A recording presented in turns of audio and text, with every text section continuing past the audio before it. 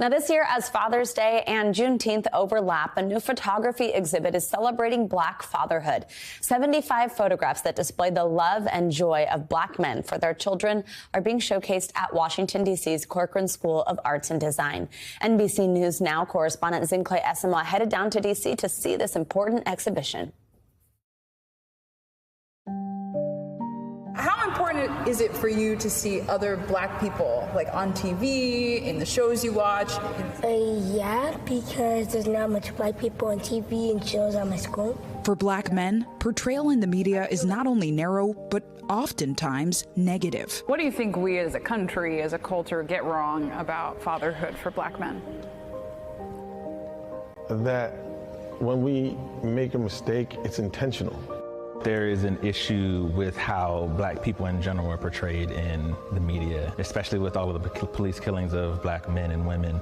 This exhibit hopes to change that. I really wanted to celebrate Black boyhood, Black manhood, and all as an example for my son, Isaiah. Dr. Imani Cheers is a single mom and curator of Framing Fatherhood, on display at DC's Corcoran School of Arts and Design this summer. It's inspired by her own father, who showcased his photography at the Corcoran in 1992. 30 years later, she's brought together 14 photographers, all Black men, putting a new lens on Black fatherhood.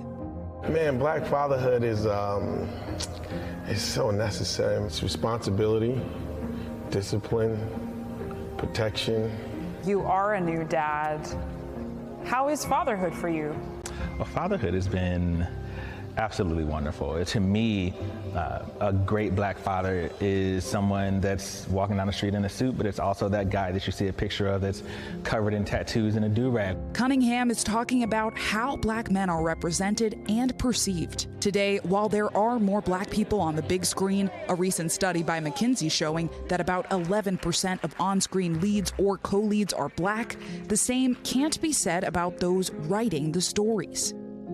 Cheers wants this exhibit to encourage more positive agency and imagery of Blackness, something she knows a lot about. You were actually my first Black teacher ever. I realized that many of my students, especially my Black and brown students, had never had an educator of color. She hopes Black representation will be less of an anomaly, framing fatherhood a first step in capturing necessary portraits of Black humanity for generations to come. So, Isaiah, where are you in all these photos? Right here.